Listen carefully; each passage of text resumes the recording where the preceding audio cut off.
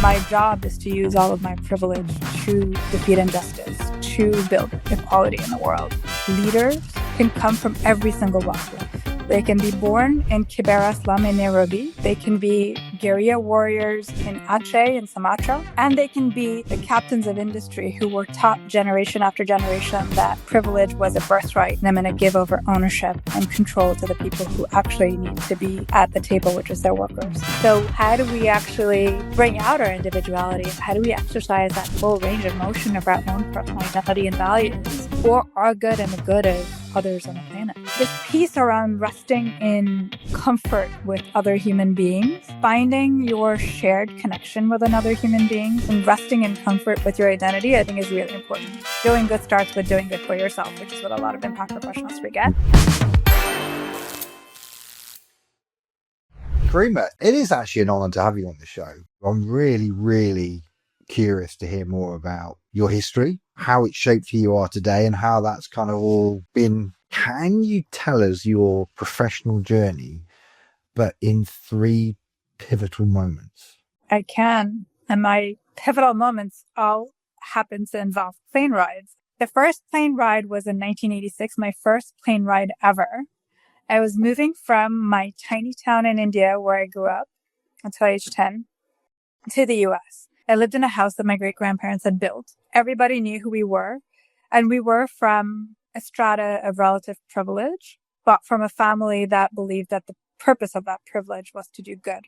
And then you move to the US, and suddenly you're nobody, and you're starting again. And it was almost that gateway to a world where I became a global citizen and eventually lived in the UK and Germany and Canada and took all those cultures on and lived and worked and traveled across 50 countries in the world. You have within you this, as a child, this tug of war with your Indian relatives wanting you to stay Indian, your American friends with the best of intention wanting you to stay American. And I realized that identity doesn't have to be monolithic and it doesn't have to be static.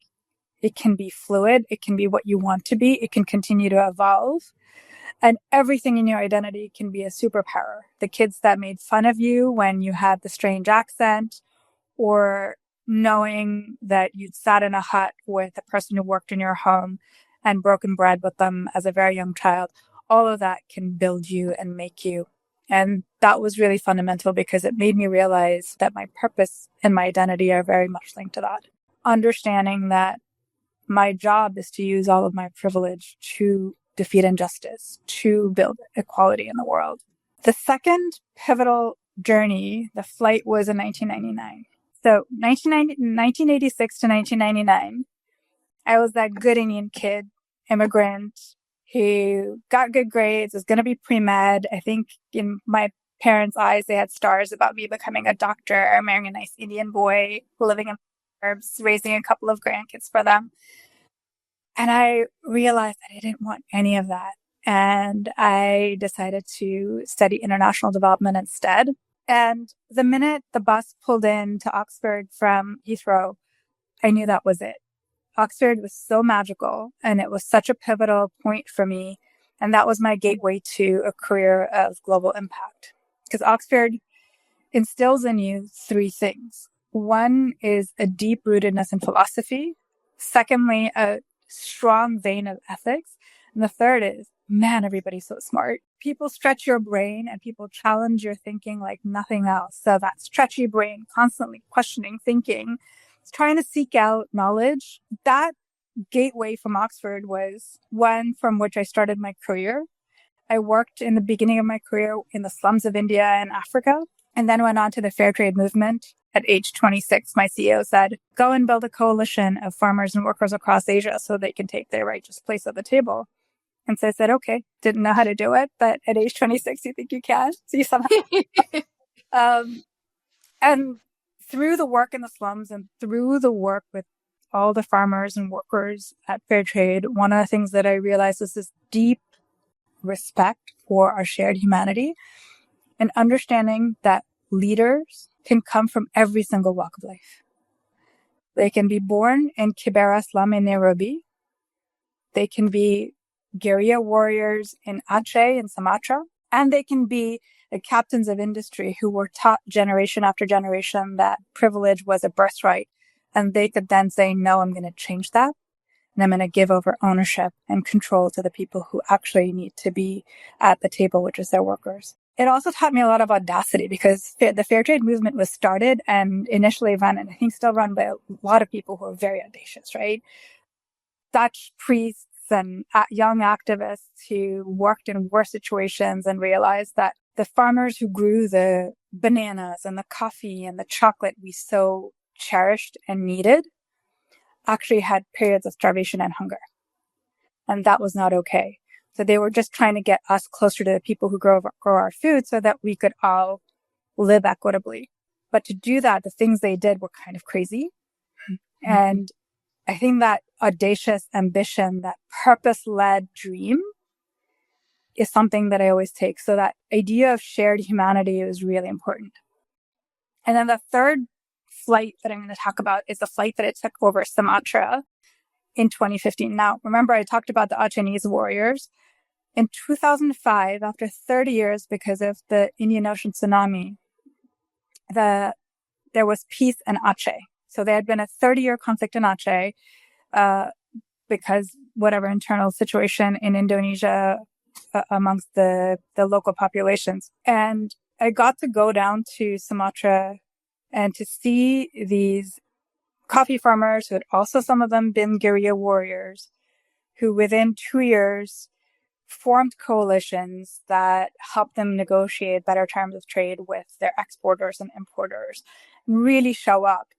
But what I also saw was just absolute beauty, nature, forests, lakes, stunning. In 2010, I moved from Fairtrade to corporate sustainability. So over the last 10 years, I've been working for very large corporations like Mondelēz and Nike and really helped create big, good, fast with the voice and the might of these very large corporations. At that moment in 2015, I was working at Mondelēz and I was working on palm oil, and palm oil is known to have a deforestation issue. And in 2015, the Roundtable on Sustainable Palm Oil was happening in Kuala Lumpur. Right before that, many of us who were going from the industry, including my colleagues, decided to go do field visits. And as we were flying over Sumatra to land to do the field visits, we could see the forest burning. I realized that we don't have time to waste, right? Nature is disappearing fast. And when ancient forests go, you can't just plant new trees to replace. There's nothing that can replace an ancient forest. We all rely on its benefits, whether we're wealthy or poor. Those are the three pivotal moments that I find were very influential to my work. It creates my sense of urgency. Uh-huh. It builds in me this hope that we still can do big, good, fast. And it told me when I started illumine.earth in 2023 that the time for playing it safe and trying to do this within large organizations for me had passed. I think what we need now is to really think about who we are as humanity and what we're actually doing. We're in this moment where we have as many people living in conflict now as existed on the planet in 1925. So in 1925, the world's population was 2 billion people. Today, the world's population is 8 billion, but 2 billion people live in conflict zones. 1 billion people live in abject poverty. How is this still possible? We've committed to saving 30% of nature by 2030, but we're not making sufficient progress towards it. The plastics treaty just fell through over the weekend. So we need to figure out how to go much, much faster to save the planet and to make sure that people have a good life all around. The second part that I was looking at is, at the same time, we've got all of these transformative shifts that are shaping our society and that are creating a lot of uncertainty as to where our future is going to lead.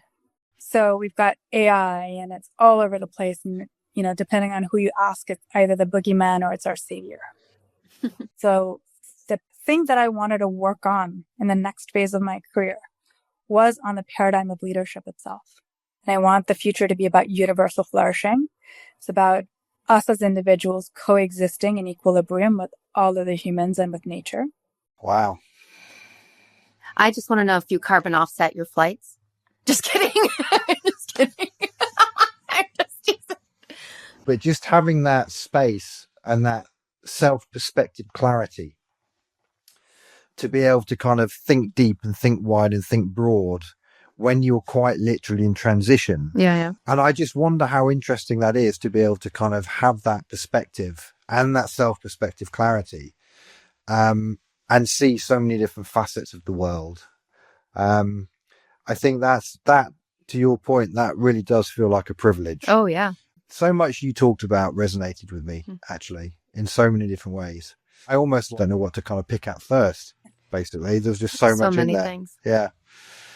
Yeah, I guess and I know this wasn't your theme, but one of the images I have in my mind is, with the travel and these kind of opening up of new places that I'm seeing your plane, of course, flying over the fires. And what it reminds me of is how when they say astronauts go up in space and they see the planet as a whole, and then suddenly they have a new profound sense of care around the planet. And I think the more we allow ourselves to get out of our individualized kind of little microcosms and build the bigger perspective we build, the more we start to see the needs and the impact and the desire for care starts to expand. The bit I feel a bit conflicted about is the speed bit, is the urgency bit. And I know that I feel restless every day. Yeah. He's not kidding. And I remember, I remember when we were working with Celine. Yeah, Cousteau. Celine Cousteau on her documentary. It's called Tribes on the Edge, but it really was kind of tracking and documenting the deforestation of the Amazon. And I remember reading about the mindless, wanton devastation, destruction of the Amazon rainforest, and just the unbelievable sense of rage that kind of gripped me. It was debilitating. I was so angry and I was so frustrated that felt like I couldn't do anything. And it just kind of pricked this sense of urgency and this sense of injustice. And I think it's fair to say that we try and make sure we introduce urgency into everything we do, because, and I love that big, fast, big, good, fast. Is that right? Big, good, fast. Yeah. But then again, I hear others go, well, actually, speed is the enemy of care. When things are done at speed, when things are done fast, then it lacks consideration or intention and care. And if you kind of look at some of the industries that have predicated their entire business models on speed, the fashion industry perhaps being one of the most obvious, right? That's the smokescreen. Actually, it's the speed. It's the ability to kind of come up with new fashions and new designs on a seasonal basis that's completely fictitious and invented, and the pressure that has pushed down the system to the supply chain to create the speed and the urgency to deliver, that actually results in all of the kind of human and social and environmental impacts that the fashion industry is responsible for. And it's predicated on this notion of speed to market. So I'm just kind of interested how, when we think about urgency and speed, is that the right metric?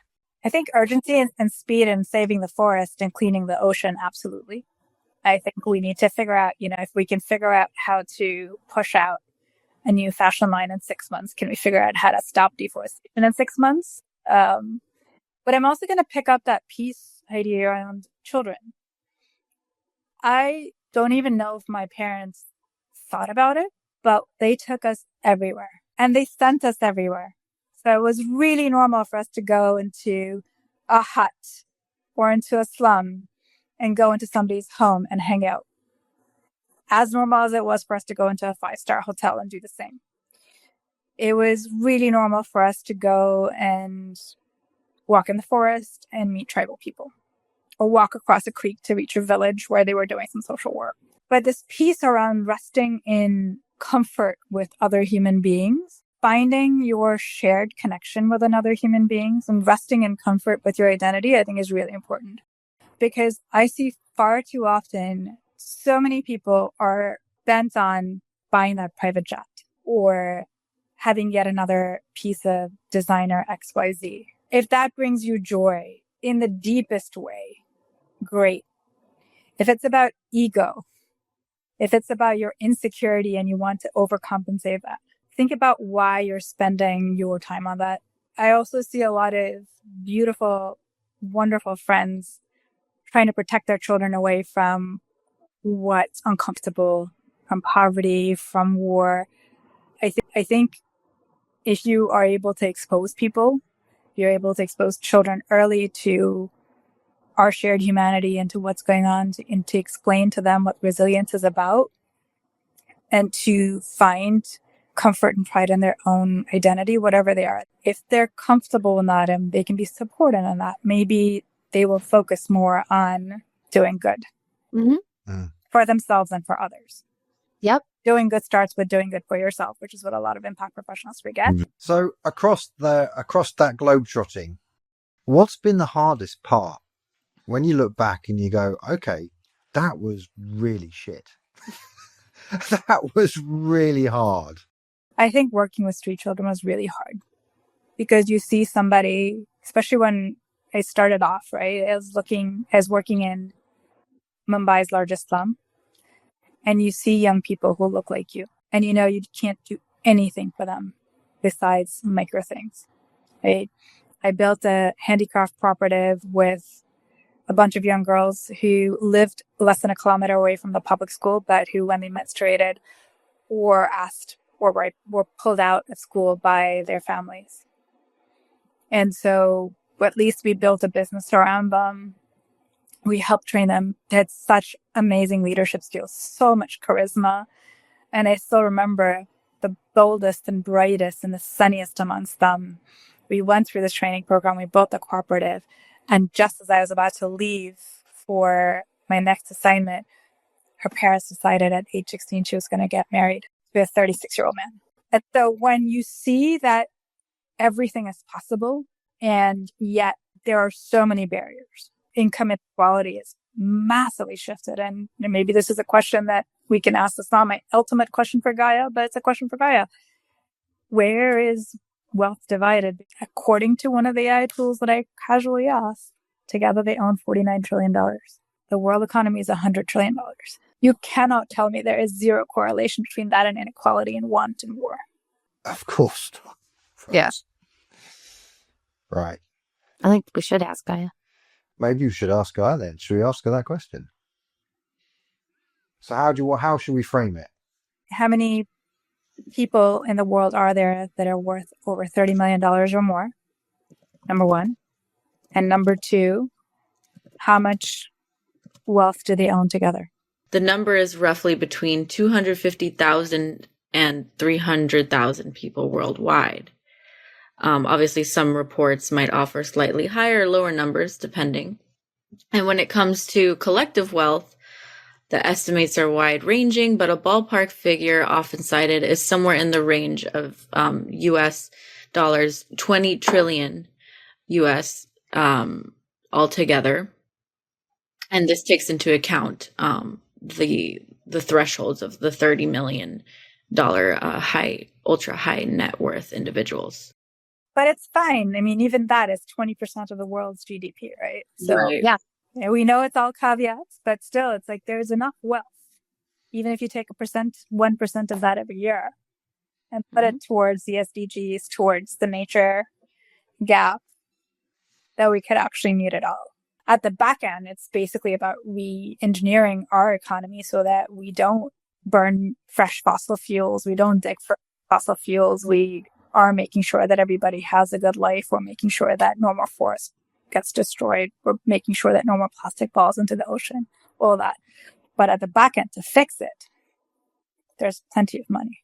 What's the thing that, no matter how hard you try, still burns and frustrates you beyond sanity, that you just cannot wrap your head around? And I have a feeling I know what you're going to say. Your shirt? Other than my shirt. I believe that people are generally good. I think they generally care. They don't care about others. They still care about their families and the future of their families. Oh, what gets to me is, why doesn't everybody feel the same level of urgency as the four of us do and our friends do to make that change? What gets to me is still that in so many ways it's happening less and less. Unfortunately, in some of the most forward-thinking large companies, businesses, it's happening less and less, is that, life, leadership, business is supposed to go on, and then impact is something you do on the side. Right? And yet we know that this is how we got here. This is how we got to an ocean full of plastic, and this is how we got to the burning forests. And how do we make sure that this dissonance disappears at all levels? Yeah. Oh, I completely reflect that remark. I was, Phil knows, of course, but when I was at my last agency, I got my first ever performance review ever in my entire career. And I had to demonstrate within 60 days or less that I cared more about the business making money than I did about making a difference. That I was too focused on making an impact and not enough focused on driving profits for the company. And as an executive, I needed to shape up or ship out. So obviously I shipped out, thus grounded. But when you're saying is that there's this belief that those things have to always be mutually exclusive, that you can't have those are some reason have to be opposing forces or kept in some sort of differing circles. It's the oldest tool in the autocrat's playbook, though, isn't it? Make people pick a side. Ignite and activate their primordial limbic system and their fight or flight mechanism to the point where they're forced, either consciously or unconsciously, to have to pick a side. And within that division lies power and influence and control. And I kind of look around the world today, and particularly here in the US, and whether it be in Israel or the US or in Ukraine or wherever it might be, it's the same bullshit, isn't it? It's the same fundamental principle of you have to be this or you have to be that. You're not able to be both and hold two truths equally and navigate your way through that. You have to pick a side and you have to be binary. Yeah. And it's a tragedy, and it feels to me it's one of the most fundamental flaws that humanity has based on how we're programmed to operate and process the world. But if only we could all just move past that and learn that two things can be true at the same time and they don't have to be opposing forces. Right. How much better the world would be as a result. Yeah. I also think the world, especially very large organizations, for-profit, nonprofit, intergovernmental, I think they value and they incentivize and then they develop for conformity. And Heidi, I think you were just born an outlier like me, and you just didn't understand the conformity you were being asked to conform to. And again, you think about, right, everybody who conforms, like all the people who learned coding to conform to the market 10 years ago that it was going to be the best career ever, are now panicking because Gaia is going to overtake that. And so, it's not even a good thing to conform anymore.